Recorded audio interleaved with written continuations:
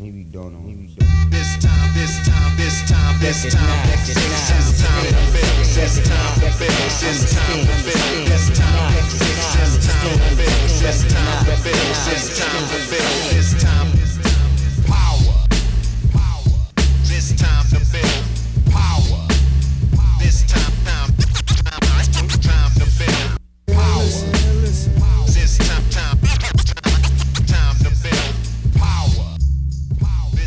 What's up, everybody? I'm your host, Chris Hampton. Welcome to the Power Company Podcast, brought to you by PowerCompanyClimbing.com.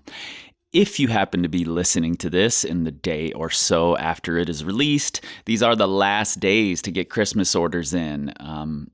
We don't own the Postal Service, so we can't guarantee that they'll get to you, but we will for sure do our best to get them out quick, and hopefully they make it to you.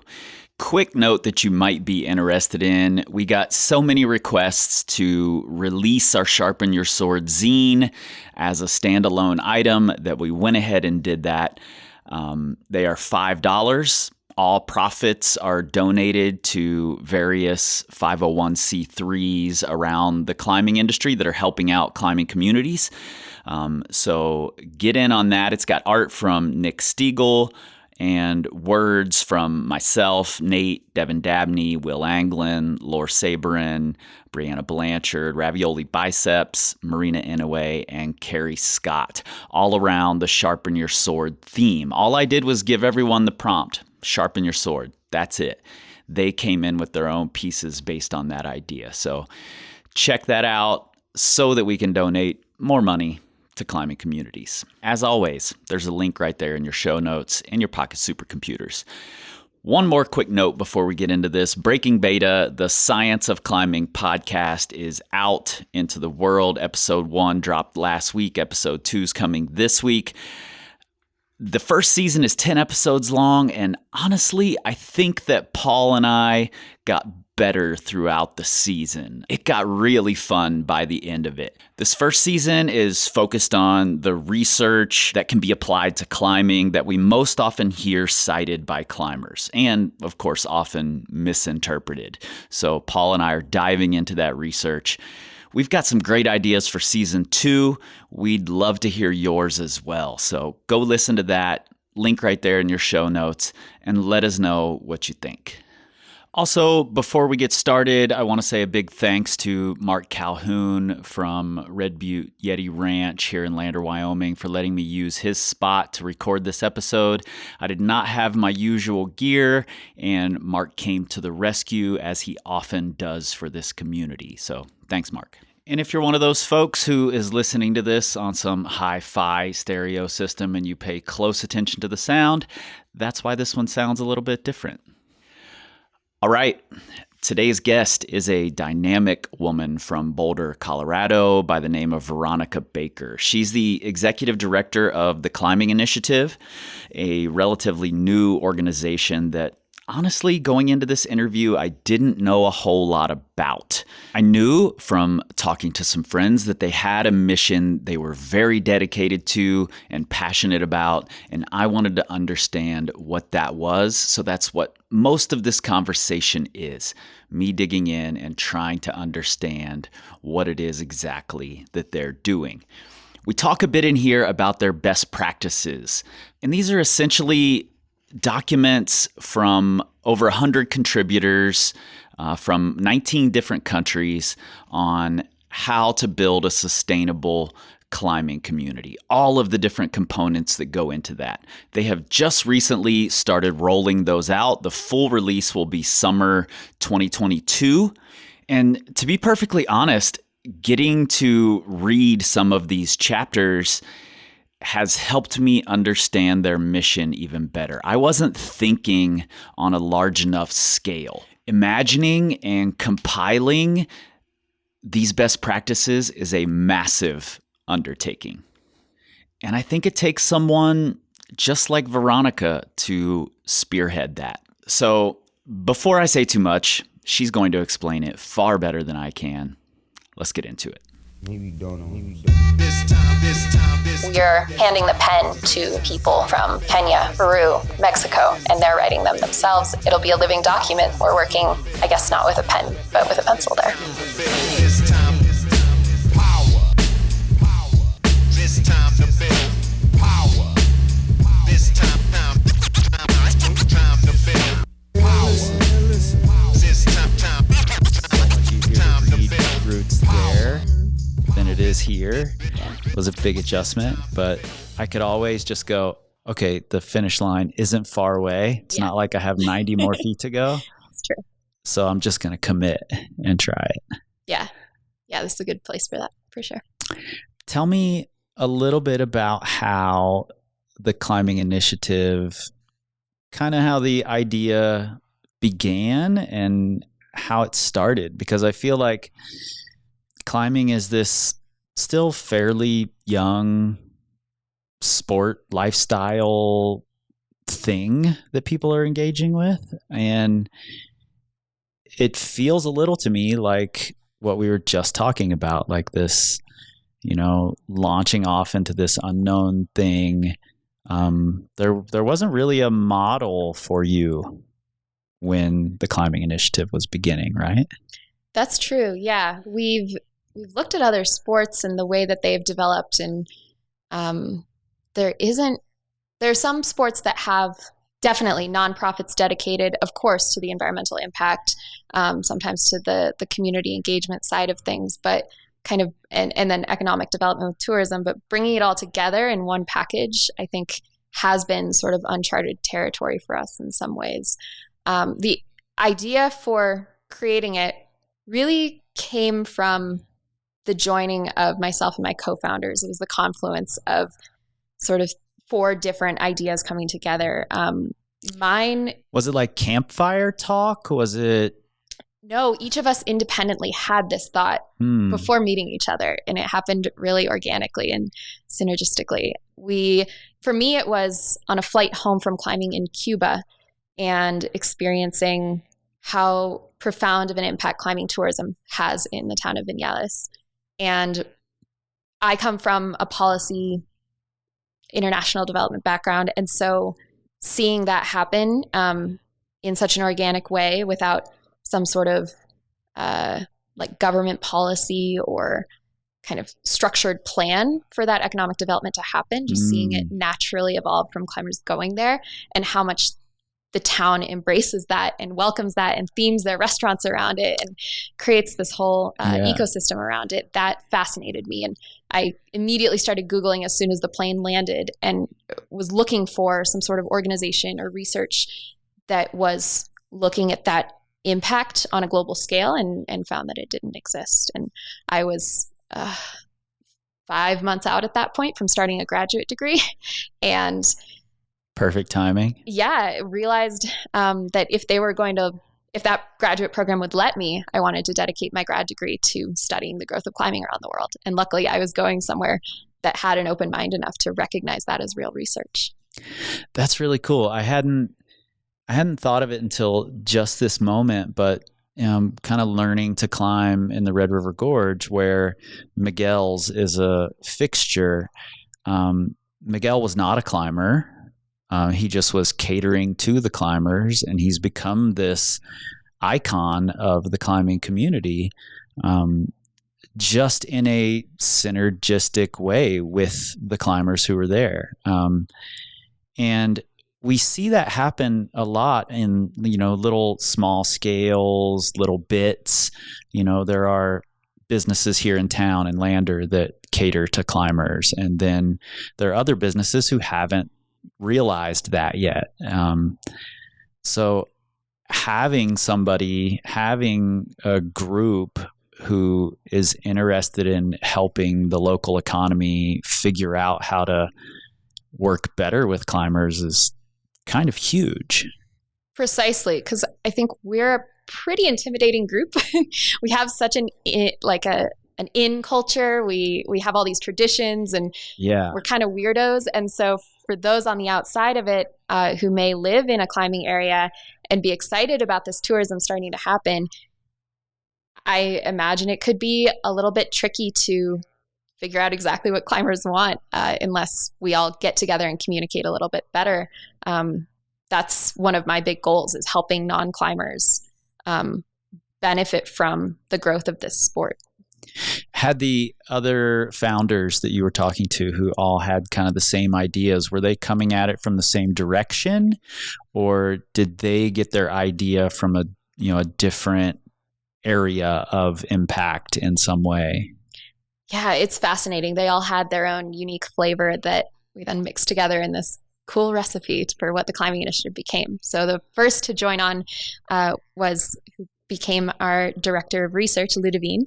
She was a undergraduate at Yale while I was doing this research, and she comes from a neuroscience and child psychology background. And so for her initial drive and interest in this was a lot of the mental health and physical health benefits of climbing, and was fascinated by that. So when she heard from a friend that I was doing this research, she asked to become my research assistant on all the case studies I was doing that summer. And then simultaneously, Danny, who's now our associate director, she was doing a graduate program of her own in Washington, and she was studying the community development aspect of this, and how climbing can be a tool for all these greater impacts within the community. So she wrote a paper that's so similar to a paper I wrote. We put them together, and it was this moment of, oh my God, I can't believe on completely different coasts we were thinking exactly the same way, of how we need an organization to bring everyone together, because the growth of climbing is just happening in all these little pockets, and people aren't really talking to each other or connecting about the best practices and the ways that we can do all this together. And then finally, Scott, our fourth co-founder, he had just traveled to Malawi and was visiting his friend Tyler, who had founded Climb Malawi, and came back to the US wanting to figure out a way to better funnel resources from the US, like gear and funds, to a Malawian nonprofit. So it kind of is the confluence of all of those, the research, the community engagement, the tangible impact of real resource support. All of those came together to create this organization together. That's what I fucking love about this community, actually, is that when you want to get something done, there's almost always a group of people nearby who have the requisite skills, passion, drive to get the thing done and get it going. Where I think it often falters, strangely enough, is maybe coincidentally enough, is that those people aren't communicating what they want. I was just told this story of this mythical meeting that happened overseas. I can't remember exactly where, one of the first big sport climbing competitions in the 80s. And the top climbers from everywhere came together in this competition. And it wasn't until that moment that they all got to be in the same place talking. We take that for granted now on the internet, but they supposedly spent time in a tent, all just talking about the way they do things, how they bolt routes, how they clean anchors, how they, practice things on rappel or don't, or, all of these ideas. And it was this first time that climbers were communicating. And I haven't been able to say for sure whether or not this is more than a myth, but I love the idea of it. And that's what you all are doing with the development of communities, not just with the how are we engaging with the routes that we climb, but the greater community, which ultimately is the bigger deal. Yeah, absolutely. As we did all this research, we obviously connected with communities around the world. And then a year into our founding, or less than, COVID hit. And that forced us into this phase of just a real listening phase, where we couldn't be engaging, going directly to the communities. We couldn't be, everything kind of shut down. It was really hard for us to get gear to these communities, to do any of that real on the ground work. And so we look back on that as an organization with a lot of gratitude that we were forced to slow down for a year and really get to know these communities, bond with them, get to know the climbing community leaders, because all around the world in places like Malawi, Lebanon, Ecuador, all over, there are these rising leaders who speak this language of positive impact and who see the economic, social, environmental kind of trifecta of impact that we're talking about here, and see how this sport is a vehicle for all of those things moving forward. So to connect with all of them, spend that time. I mean, we're so lucky to be doing this in this moment in history when the world is more interconnected than ever, and where you can build a friendship with someone continents away. And in this phase now, I think the climbing community needs to open their eyes a little bit and do that outreach, like follow more climbers from other countries, that sort of thing, because there's no excuse not to anymore. We're all here. We're all on the internet. We can all talk to each other. Yeah, totally. So exciting. Before we go too far, because I want to hear all the stories about how it began and where it's going and, how it's being modeled. But tell me and tell the listeners what the climbing initiative is exactly. If I'm asked about it, it's a hard thing for me to explain, and my go-to has been, they're kind of the go-between creating communication between all the other climbing groups. That's very accurate. Yes. Thank you for that, Chris. Perfect. Okay. Yeah, what we say is we are a nonprofit dedicated to the sustainable and equitable growth of climbing worldwide. It's not just about the growth of climbing areas, but climbing communities. And through that interconnectedness, through creating a web of climbing organizations and supporting all those climbing organizations, we together can be better and have better impact than we all would separately.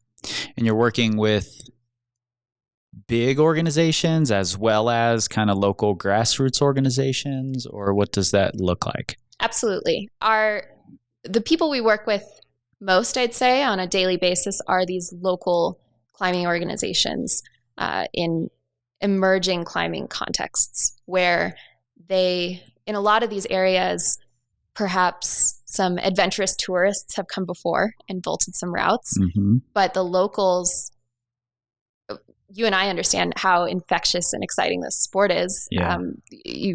Certain people within the community kind of feel that spark and feel that desire to make climbing their own. And so we see these climbing leaders emerging and creating their own climbing organizations. And then in addition to that, we do work with larger national and global level organizations that are already doing a lot of amazing work in the climbing world, but maybe doing so at a very high level, kind of a policy level. And we tend to be that bridge kind of to the on the ground communities themselves. Cool. When did it start? Like, when was the official start of the climbing initiative? May 2019. Okay. So you're still fairly young. Can you, to this point, pinpoint any kind of hurdles that you're seeing, especially in these, grassroots organizations, any kind of normal hurdles that happen with most of them? Definitely. I think what we hear most overall is that these climbing communities say, I'm like busting my ass here. I am doing all of this. The local community doesn't understand it, which either makes them just on one level feel kind of ostracized or unsupported. Sure. At the greatest level, running into access issues or direct confrontation with the local community. Not always. It's not always bad like that, but oftentimes certainly those can are be some issues. Yeah. And just they express, a lot of these local leaders express that they just wish that they had people to talk to who've been there before and who maybe have developed both areas and communities in climbing areas that are just a little bit further ahead and have already gone through the issues. So that's number one, is they want this knowledge sharing and greater connectivity. Someone who will pick up the phone and say, oh, I've been there. Don't worry about it. Here's kind of a way you can navigate this a little bit better. Second that comes to mind among all these communities is gear and resources. In a country like Malawi, a local will never be able to afford a harness at market price, Right. Or many other types of gear. And so figuring out a pipeline either from brands in the US and Europe, or how to manufacture gear less expensively, but still in a way that passes all the safety certifications. That's kind of a second issue that comes to mind. And finally, just the desire to run organizations more efficiently. Like, people in lots of other countries have founded nonprofits dedicated to their local climbing community and protecting the environment, all the things that local climbing organizations everywhere do. But they're a little bit held together by a shoestring. They're not feeling that level of support that they need to run as a very efficient organization. So we're helping with that. I'm sure. I hadn't even thought about that as an issue, but speaking absolutely from experience, climbers are so hungry for more all the time. And, when I started this thing, I thought this is going to be a little baby thing that's going to take me 15 hours a week tops. And now I could work 24 hours a day and never be caught up, so. I feel you. Yeah, I bet. And it's a really interesting thing, especially when it's starting in a place that has no climbing culture, no climbing community, and they're simultaneously figuring out the culture, how to build the community, how to interact with the local, economy and community. And then there are also new climbers coming in, like they're getting other climbers excited, and then those climbers want more and want more and want more. And it's a tough thing to keep up with. So I hadn't even thought about that importance of what you guys are doing. Thank you. Yeah, at the end of the day, we are capacity builders. We are there to help the people that are doing amazing work on the ground and to link them together, support them. What makes me really happy and excited, kind of what gets me out of bed in the morning, is talking to people about the thing that they are so passionate about but never get thanked for.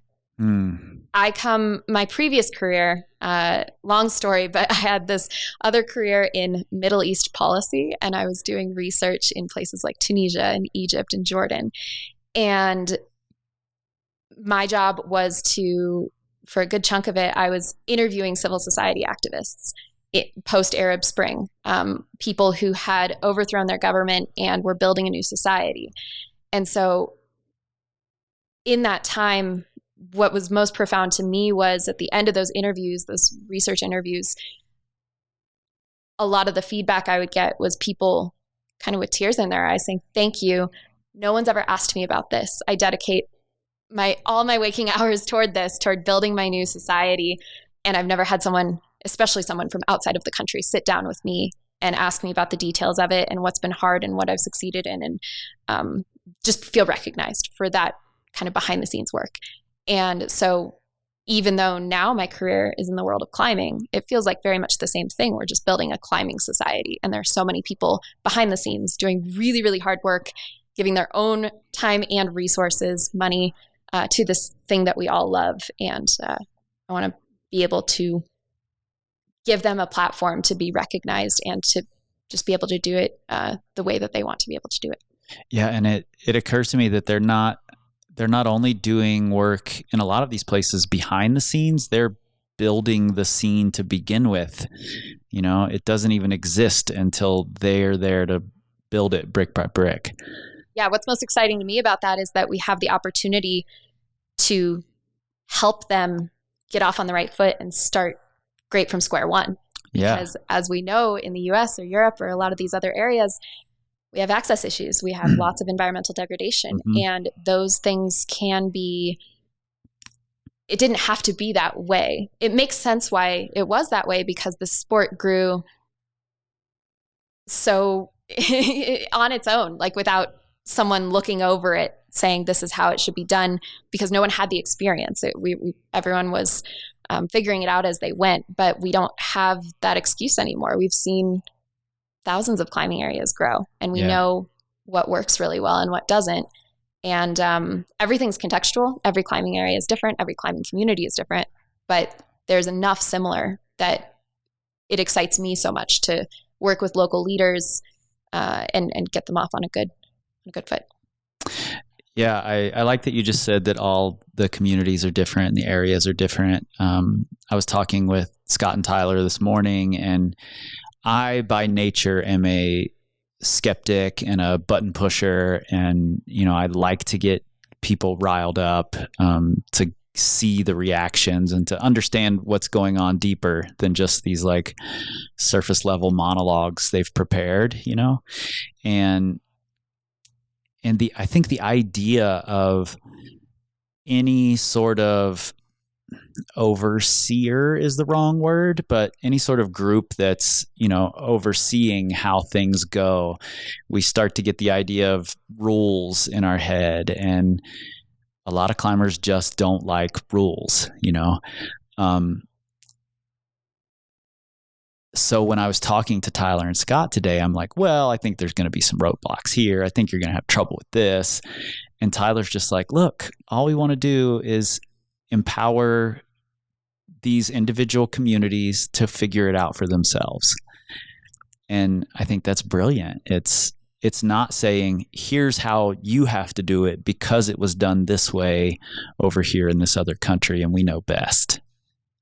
Yeah, totally. There are multiple members of our team have experience developing climbing areas or working in climbing gyms or working with local climbing organizations, working in local communities, even backgrounds in international development or global health outside of climbing. So we're all coming in with these different skill sets and backgrounds and maybe lenses through which we can look at all of these things, but we are by no means the experts or able to be prescriptive about any of this.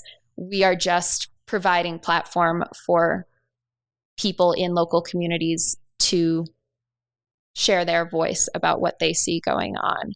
That's why for our best practices project, where we are creating this resource of chapters that people are writing of how they've done different aspects of climbing area and community development, we are not writing it ourselves. We are handing the pen to people from Kenya, from Peru, from Mexico, and they're writing them themselves. And it'll be a living document so that as we learn as a community, as climbing itself changes, we can change that. We're working, I guess, not with a pen, but with a pencil there. I love that. Though I do prefer doing crosswords and pen, just for the record. Tell me about this document, these best policies that you're working up. And A, when can we expect to see the first iteration of it? And B, what can we expect to see and learn from it? This is something that we knew we wanted to create from a pretty early stage in the organization, because to us, best practices are just putting on paper the ideas and recommendations shared between communities, which is one of those needs that I articulated that have been shared by global climbing leaders, is not requiring people to reinvent the wheel as they're building crags or climbing communities. So these are, I think at this point, we have 54 different chapters written by people all over the world. And they're about 5 pages each, not too long, but really just a philosophy of how you approach different things like trail stewardship or measuring economic impact or fundraising for a climbing organization. Those are all really intimidating things to do, whether you're in a brand new area or whether you're just trying to get your local community that's already very well developed, been around for a while, whether you're just trying to improve certain things about it. So that document, we are aiming to have version 1.0 out later this year, like late fall. But it'll, like I said, it's a living document. will never be finished, because climbing Right. will never be finished and climbing will always change. So it'll be available for the whole global community. And we're really excited to see the conversations that starts. It also includes experience boxes kind of on the side of the page, where we take this philosophy of how you approach the key lessons of any given topic and bring it out to an experience of, this is what happened when this was implemented in the Red River Gorge, or this is what we learned from the experience in Australia, any of that kind of stuff. Very cool. I love that different communities will be able to learn from the mistakes of other communities, because none of us get it all right. We may get one small thing right, and do it really well, but then as soon as it comes time to do this other thing, we're totally lost and have to start from scratch. And it's so much easier to reference what other communities in a similar situation at a similar level have done and made work and seen work. Yeah. And there are so many innovative ideas out there, whether it's a new way to build a trail or a creative kind of funky approach to fundraising for your local climbing organization, or any of these aspects of it. Those really innovative ideas, a new bolt extraction piece of hardware, anything like that kind of make you scratch your head and go, oh my gosh, I can't believe I didn't think of that. But that makes total sense. And those ideas in this current phase of climbing where we are right now are just going to kind of rest with the person that had that idea and their kind of concentric circle of the people around them. But we want to bring that out a little bit bigger, because climbers are inherently problem solvers. We're all problem solving. That's the entire idea with this sport, no matter what kind of climbing you do. And so I think it's really fun to get us all together and problem solve the sport itself, which is a little meta. One of the things that I think is really fascinating about climbers actually is that while we are problem solvers, I agree with that 100%. We also, a lot of the group is rooted in this tradition that's unwilling to change. And I love that in all of your examples, you said a new way to do this, a new way to do this new thing that we never thought about. Because while I'm a button pusher and a skeptic, I'm also constantly looking for a new and better way. And I go to battle with a lot of people over that. Well, we've always done it this way. Why should we change? And I think that's missing the entire spirit of this sport and lifestyle, which, like you said, is problem solving. Have you had any?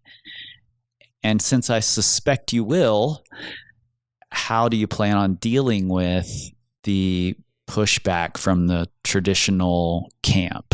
And I don't mean that in terms of traditional climbing, just in this is the way we do it. Why should we change? Well, just because we change and learn and grow doesn't mean that we forget the history of this sport. I think that's something that people conflate sometimes. No matter how we evolve, how we grow, how we change, the history of this sport is always going to be there. And it is remarkable to me that in other countries, continents away, people still know who the forefathers and foremothers of this sport, as we know it today, are, and who they were. But we're just adding to that history. We're adding additional stories. I loved what you and Cody talked about in the previous podcast, which everyone should listen to, about indigenous communities having connection to this rock. I mean, the history itself that we think of as the tradition of climbing isn't the only story here. So I think it's necessary for us to kind of take a step back and realize that as well. But regardless, that's the nature of the world. That's the nature of history itself. I mean, when climbing started to be created, people were changing things then and breaking boundaries then. So why would we slow it down now and choose a moment to become static about it? I think it's much more exciting to welcome change with open arms. Yeah, I agree completely. If we had always said we're never going to change. This is just the best way to do it. We never would have climbed anything to begin with. We'd have stayed walking around on the ground. We may have never made it to walking. We didn't start there. So I agree completely. And I'm glad you said we're not trying to erase the history. We're just moving forward like history does. That's how it works. So I'm glad to hear that. If I were in your seat, I would have just been like, fuck all the haters, because that's where I generally go immediately. And that's why people like you are in the position you're in and not me. So I'm glad you're there doing it. Well, thank you. Yeah. And I think we just have a lot more to learn from each other, because it's also not like these areas that I'm referring to as new and emerging. It's not like climbing's brand new there. People, even before the advent of sport climbing or kind of the normal way that we do the sport now, people were tying vines together, climbing the olive trees up the cliff. This is to say that there's this tradition or history of climbing in the US or Europe fails to acknowledge the fact that humans have always tried to get up on stuff and look out from the top of it. Yeah. So climbing's been happening for a long time. Yeah, absolutely. Now, I've done this a few times on the podcast where I mostly do this thing entirely from the perspective as just a curious listener myself. I want to know all of the things that are going on all the time because I just love it all so much. I want to know what you're excited to talk about, because it's a young company. You just have come off the gear show and OR and the Climbers Festival here. And I know your whole team was just together and you all got to sit around or run around OR, as the case may be, but talk a lot about the direction that you were going. And I know that Tyler and Scott both came away really excited about the direction that you're taking. So I'm mostly curious to know what you're excited to talk about. I think I'm most curious to pick your brain about where climbing is at now. I mean, we just saw climbing enter the Olympics. We're in a new era here. The climbing initiative fits into that for sure, and I'd love to talk about it. But given that you've been in this community a bit longer than I have, approximately 100 years. I've heard. I'm curious to hear your perspectives on what you think this moment in climbing is, or maybe it's nothing. Maybe this is just a blip, and we're just going to continue on as we have been. I'm curious what your thoughts are there. Yeah, I'm unsure. Nate and I had a lot of conversations about this over the last few weeks. And we did some research into how previous Olympics have changed other sports. And I think the example we all go back to so often, the example I've seen used is snowboarding. Yeah. Look at what happened to snowboarding. But there are two things there. Number one, snowboarding had Shaun White. They had a very recognizable superstar. And two, I read several studies that said snowboarding sales actually dropped off after the Olympics, that they had peaked prior to the Olympics, which I think is really interesting, that just because it's in our faces more doesn't necessarily mean it's going to have this huge boom. So I do think it will grow. It has been growing. I think that trajectory continues. I'm actually really excited that there's more emphasis happening in the comp world, that these gym communities are becoming their own communities, completely separate from the outdoors. And there are people whose entire performance and entire climbing life is in the gym. I personally love that. I'm not sure that there will be this giant boom that a lot of people talk about, and it's going to get extra scary and all the crags are going to get ruined. And I don't think that's going to happen. But I do think that the growth that's been happening has been, while not necessarily exponential, it has accelerated a lot over the last decade. And that makes me happy that there are groups like you, groups like the Access Fund, and all of these local grassroots organizations have popped up in the last 20 years. It's been really amazing to watch. So I personally feel like it's in good hands and is going a good direction. And there are more people speaking up on their own worth and their own value. And I'm just sitting here loving taking it all in. So that's wonderful. I'm glad to hear. I agree with you. I think for me, it's not just a question of if it's going to grow and how fast, but kind of the quality of how it grows and the quality of the connections. Because what I do see still is this sort of myopic view of what stories should be told in the climbing world and who should be highlighted, kind of who gets platform, who gets the benefits of huge attention in this climbing community. And I think the more that people realize that there are really cool climbers in other countries and that their stories should not just be told as kind of a one-off, but that they are just as valuable and powerful members of this community as the people whose names we're used to hearing. I think that's the shift that I am hoping for and excited for. I love that. It actually, while you were saying it, it made me regret a little my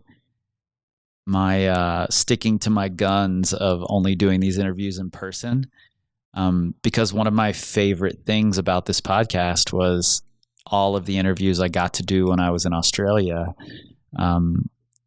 just with people I never would have connected with otherwise, or at least had the opportunity to sit down with them for an hour and a half and talk, face to face.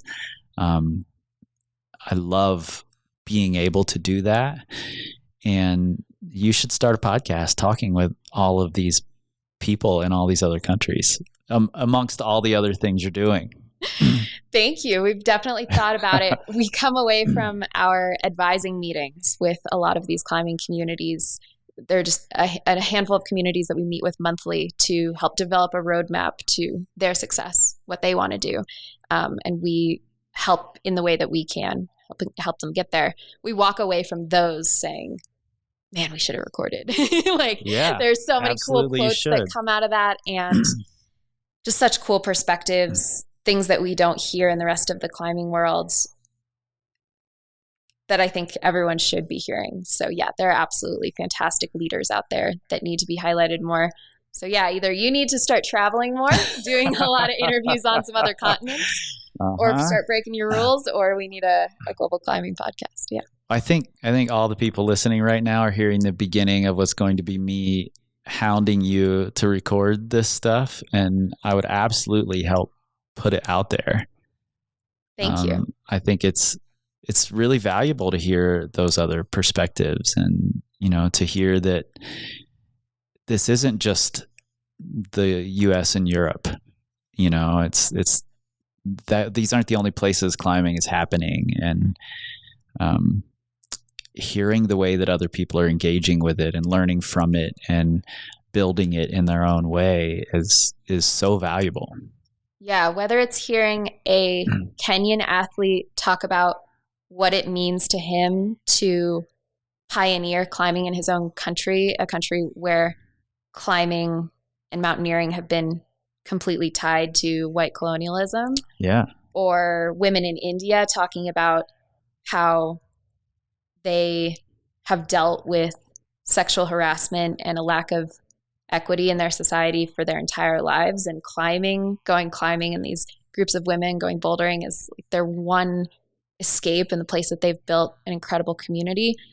Those are very, very cool stories and deserve to be told. A really cool place to start is the Climbing Advocacy Conference that was hosted last November, so November 2020, Access Fund came to us at the Climbing Initiative and asked us to help them make it global, because they host their annual event every year, but it's usually in person. And we agreed instantly that making it virtual due to COVID opened up an opportunity to make it an international conference. Yeah. So those recordings are available on Access Fund's Vimeo, I believe, where anyone can watch them. And that a lot of those ideas that I'm talking about are shared there, a good place for listeners to start. And in that conference, is it, are the discussions similar to what we've been talking about? Are they more Access Fund discussions?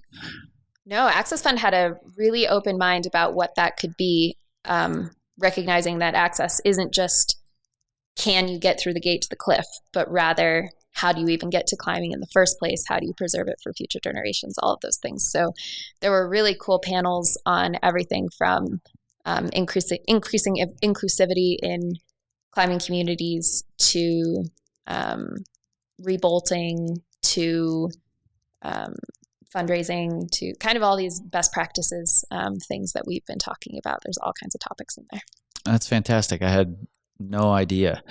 And it's interesting, whenever we in the U.S. in particular hear about the Climbing Initiative or any other climbing organization, I think the first comparison that happens is the Access Fund. And it's so easy to go into this mental place where, oh, well, the only reason we need an organization is to open up more climbing to us, because we don't have to go much deeper underneath the surface. A lot of this has been set up for us, so we don't have to consider those things a lot of the time. Yeah, it makes sense why climbing organizations tend to focus a lot on access and environmental conservation, because those are very front of mind and very important. Yeah, absolutely. It's what enables us to do our sport. So it makes sense that those are frontline needs. But going beyond that, I think a lot of climbing organizations, local climbing organizations that may have focused a lot on the environment and access previously, are stepping up to talk about the social and economic aspects of this, because it's all intertwined. When we were in the early days of the Climbing Initiative, I was talking to my dad about it, and he was comparing it to skiing and saying how amazing what it would have been decades ago if we had an organization dedicated to thinking about how ski resorts were being built and what kind of impact they were having. Yeah. Environmentally for sure, but also the impact on the local community, and making sure that people with disabilities, people lacking different aspects of privilege, were able to enjoy this sport. And that to me really spoke to what we're doing here. Is this sport is not yet entrenched. This sport is very dynamic, changing every day, and we have the opportunity to make it into whatever we want it to be. Yeah, I was thinking the same about skateboarding, actually. I just watched a great documentary called Monochrome, I believe is the name of it, about Black skateboarders, and how when skateboarding was based in skate parks and at ramps, there was always a gatekeeper of some sort. It was either next to a suburb where Black people didn't feel safe, or it was, in the woods behind a suburb where they didn't feel safe, or it was in someone's yard where they didn't feel comfortable going when no one was home. And it wasn't until the advent of street skating and that started becoming more popular that Black skaters were able to really engage with the sport.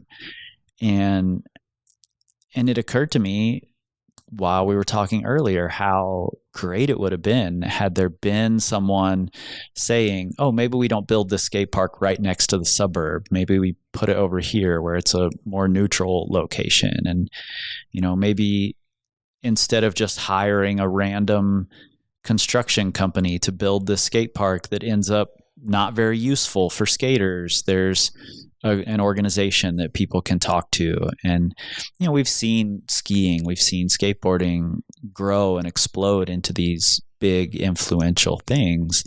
So it's not that they can't become this force for positive change. But why not direct it in the right direction from the beginning instead of having hundreds of skate parks that no one skates at because they're not very useful? Absolutely.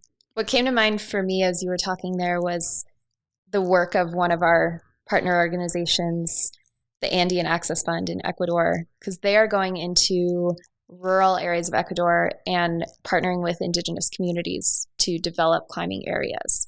And it was when you were speaking about, who you hire as the construction crew, because what the Andean Access Fund is doing is hiring locals as porters to bring the gear to the wall, to help cut the trails, to cook food for after the developers are done for the day, all of that kind of stuff, and hiring them at above market rate for what they normally earn there. And it's those kinds of direct actions that mean that we're going beyond just talk in the climbing community of how we can be more inclusive or be more supportive of local communities. And it's like, no, that actually changes lives. When you're talking about people making cents a day, that makes an enormous impact. Yeah, and I think when you say inclusive, a lot of people jump straight to race or gender because those are the current very important conversations that are happening.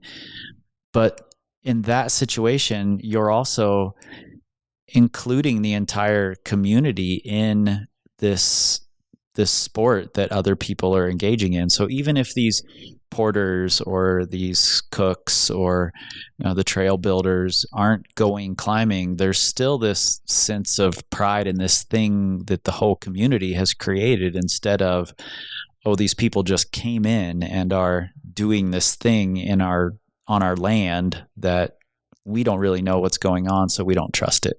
Absolutely. And a lot of them do end up becoming climbers. That ends up being their entry into it because they feel they have kind of a way to step into the community. It's really beautiful and fun.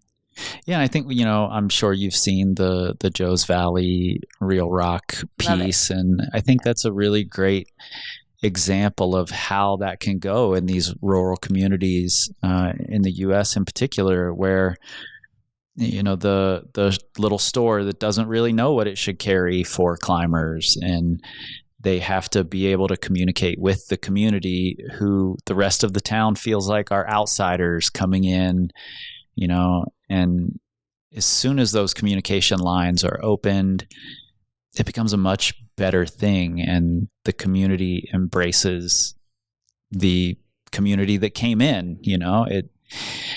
It's really a beautiful thing when we allow it to be, and communication seems to be the wall that a lot of people hit. Absolutely. One really beautiful example of that was in Cerro Castillo, a region in Chile and Patagonia. The community came together. It was organized by Knowles and Accesso Pan Am and a number of brands, brought together the community for a ecotourism seminar, I think they called it, 2 years ago, where they brought everyone to the table, including the landowners who have cliffs or trails in their backyard, including all the local businesses, including people from the local universities and the local government, and I believe national government, all came together for a few days to truly sit down at tables and pull out the neon sticky notes and start working together, identifying what challenges they were all facing together and what they saw as the path forward to success, and what they want their climbing area to look like, especially as they welcome tourists in. And we thought that was a really profound model, and we would love to see that happen in more climbing areas, because people talking informally about the climbing world that they want to create is great. But I think at the end of the day, this sport is so big and the impact on the community is so big that formalizing it a little bit, I know as climbers, we don't like formalizing things very much, but if you provide the framework for people to actually sit down and talk about these things and develop a plan together, and the local people doing it themselves and articulating exactly what they want, I think that is a necessary, or at least a way to find the best path forward here. Yeah, and just understanding it understanding all the sides of the conversation is such an important part of this that for some reason we tend to skip over a lot, at least here in the communities I've been involved in. There's a lot of, and I'm a person who doesn't trust anyone initially. Like everyone starts at zero and they have to earn points. And I see a lot of suspicion from the local communities who aren't climbers on what the climbers are actually doing. And I see a lot of suspicion from local climbers when climbers from other areas are coming in. And there's this strange tension that happens there when people aren't communicating. And as soon as you put them in the same room and hear all the sides of it, all of a sudden everyone realizes that all that tension was pointless. Oh, absolutely. Yeah, the intention within the climbing community is very good, but if we're not sitting down talking to one another, meeting each other, doing all of that work, then yeah, you're right. The suspicion can definitely arise because we're talking about a sport with major safety implications, like literally life and death. And I think that adds something really cool and interesting to this sport, but also rises the stakes a little bit. Yeah, definitely. I don't want climbing to ever lose its kind of renegade nature. Sure. But I think it's possible to build systems around it that support it without doing that. I mean, we've already been doing that. When you're a climber long enough, if you're really paying attention to what's around you, you realize that bolts cost money, that maintaining trails costs money and takes a lot of work from people, all those kinds of things. And so one thing I'm very passionate about is believing that climbers need to become members of their local climbing organizations. I think we think that this sport is a little more free than it actually is in terms of the cost of it. So when I think formalization, I think that's a first step, is people getting involved either through volunteering or paying for membership or donating money, any of that kind of stuff, to their local organization, and then extrapolating that globally, especially if you're traveling globally, to support the climbing areas that you're connecting with on a global scale. You're so much better at being democratic than I am. I love it. I'm glad you're in that role. Thank you. I was talking to Tyler this morning, and he said something I thought was really fascinating and I think should be a requirement for any organization, really, is that, he said, I'm this more, he thinks in kind of bigger, ethereal pictures, and, he's this bigger dreamer, and He is. And then that filters down to you, and you're the boots on the ground, turning wrenches, making things work kind of a person. And I think that's necessary. Is that something you looked for in the organization at all, or did it just happen that way? It just happened, and I'm so grateful for it. And I'm very impressed that from outside of the organization that you've been able to put your finger on that, because that is a really profound aspect of how our team of directors work together. Is we have the contingent who are enormous dreamers. Think about all the philosophical questions behind this. Think about, is it good for climbing to grow? Do we even want it to grow? Yeah. Are we focused on the sport itself, or as an organization, are we just really passionate about the economic, social, and environmental impacts that it can have? And climbing is just the vehicle for that. All of those really esoteric questions. And Tyler is one of the members of the team that is very focused on those. And you're right. I mean, just last week, we were having a conversation like that, and I sort of shut down and just said, I don't know, just give me stuff to do. Just give me option A or option B, and one's going to be better than the other, and we'll go with it. And I think both in a leadership team, the balance of those two things are essential, because if you have too much or exclusively one perspective or the other, you're not going to get anywhere. where does this thing go from here? Are you looking for organizations to reach out to you? Are you reaching out to organizations? Are there specific needs that the Climbing Initiative has that you're struggling to meet that maybe someone listening can help with? I'll paint the picture of what I see, what I imagine of the climbing world in this phase without something like the Climbing Initiative existing, and then what it is, or what we hope, what our vision is for the future of it. So I think that without us, climbing will continue to grow. It will have great impacts. People all over the world will continue to find it, and it'll expand in that way. But I think that without an organization like the Climbing Initiative, the stories that are told will continue to focus more on some groups than the others. Communities will be held back in the resources that they're able to get. I mean, this is all conjecture. I'm sure people will step up and solve a lot of problems, but this is kind of where I'm coming from here. There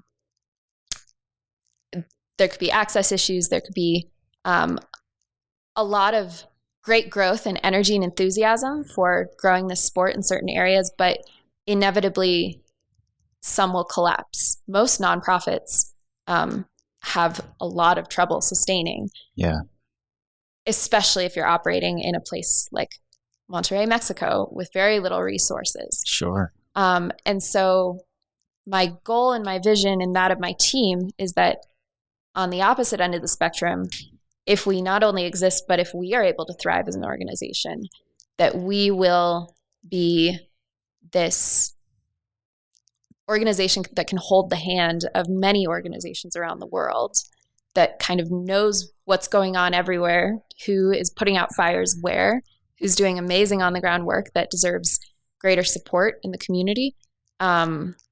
We can act as this hub of information and knowledge sharing, so that we are at the cutting edge of innovative approaches to building the climbing world that we want to build. With us thriving and in existence, one of our big goals is to formalize all of this advising that we have been doing with these local organizations, and instead turn it into sort of a accelerator where we select climbing organizations that we can help formalize into really, really effective sort of like startup incubators that they have out there in the world. Because we think climbing organizations deserve just that same level of attention and resource giving, where we can bring in experts that know even more than we do about how to fundraise, how to think about all the legal dimensions of running a climbing organization, how to run events or build community, make sure that you're reaching all the people that you want to in the community, all those kinds of things. So that's one long-term vision, is the creation of this kind of accelerator, and lots of toolkits, things that people can have access to if they, say, want to start a climbing festival and don't really know where to start. To have a toolkit that gives you the step-by-step of here's what you need to do and here's what you might not even think about, but that if you do it, you're going to be creating something that's a lot more successful and does it in a way that helps everyone and maximizes the positive impact. Those are some of the things rattling around in my brain. So the rattling around. Yes, constantly. So the actual ways that can be supported and helped are, I think, first and foremost through existing climbing organizations, brands, foundations, philanthropists who want to partner with us and really make those things come alive and dream with us, because we don't know everything. Certainly, we've just listened to a lot of climbing community leaders telling us what they need. But we love sitting down with people across the table who have had success or run successful organizations who want to make their reach global and dream up what those kind of programs and projects can be. But then beyond that, just everyday climbers too, who say, I want to see that sort of climbing world.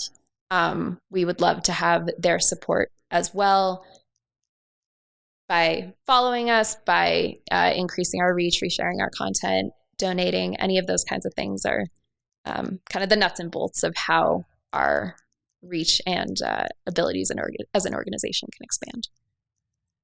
First off, I love when a thing pops up that I didn't know was as necessary as it is. Because as much as I like to question my assumptions and find new ways, there will always be holes in what I'm even imagining, like I think any of us. And this is something I never even occurred to me was a necessary thing. But when you put it as confidently as you just did, which is why rattling around stuck out to me, because this sounds like something you've thought a lot about. And it sounds like it's got weight, and it's sitting there with some heft to it, as opposed to just rattling around. When you put it that confidently, I can't imagine it not existing now. So thank you for that. Thank you. And thanks for taking the time to sit down with me. I know that when we're on climbing trips, it's like, I don't really want to not climb the rest of the day. So I appreciate you doing it. And for me, there's the person who may climb hard, may have a platform where they reach a lot of people. But if they're not willing to go above and beyond their own selfish pursuit of climbing, it doesn't mean a lot to me. And then there are the people who find a way to selfishly pursue it while also trying to help a lot of other people in the process. And that's where I think the real magic is, when you don't lose sight of your own goals, but can help a lot of other people along the way. So, and that's what I'm seeing here. So thanks. Yeah, climbers are some of the most passionate people out there, and we're so driven, in this metaphorical way, like upward. And so I think it's natural, and I'm very excited by the openness of climbers to think about what could be. I think it's really special, and I'm so excited to sit back down with you 5 or 10 years from now and talk about what the sport looks like, because I think it'll change in ways we can't even expect. And talk about how our podcast is going. I know. So exciting. Veronica, thank you so much for sitting down, for taking the time out of a climbing trip to discuss all of this. I'm already looking forward to that next one, especially now that the best practices are starting to roll out. I'm really interested in talking to you and maybe some people from your team and some of the contributors about those best practices. Veronica and I sat down in the summer, so as of today, the first 3 chapters of the best practices are out into the world. Those are building an inclusive climbing community, climbers and back conservation, and building a sustainable fixed hardware maintenance program. There are 30 plus chapters that will be releasing in summer of 2022. And those are based in 6 main sections. There's crag development and maintenance, environmental conservation, justice, equity, diversity, and inclusion, community engagement, economic impact, and climbing organizations. You can go onto their website. You can find the outline of their best practices. You can read the first 3. I'm looking forward to not only reading all of these best practices, but also seeing the response from the community seeing how these things get molded and changed over time. It's really, like I said, a monumental task, but a really important one that we're talking on a global scale about how to make more sustainable climbing communities that take a variety of perspectives when looking at the challenges that we're all facing. You can also go and look at the list of really impressive contributors from all over the world, 19 different countries. And while you're there, if you're interested in supporting in some way, by all means, reach out. You can do that at climbinginitiative.org/support. There are also going to be lots of links both to the Climbing Initiative and to some of the things that we discussed in this episode, like the Access Fund videos, right there in the show notes in your pocket supercomputers. You now have a whole list of important things you could be doing, so get to it. You know where to find us, powercompanyclimbing.com. You can find us on the Instagrams, the Facebooks, Pinterest, YouTubes, all those places at Power Company Climbing. But you will not find us on the Twitter because we don't tweet, we scream like eagles. Maybe don't know. This time, this time, this time, this time, this time, this time, this time, this time, this time, this time, power, this time to build power, this time to build power, this time to build power.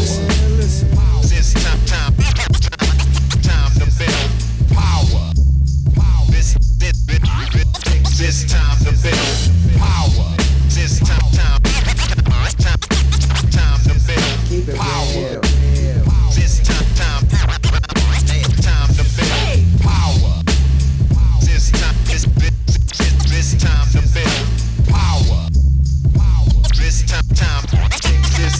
build. This time to build. This time to build. This time to build. This time to build. This time to build. This time. Cause Jah is the sinister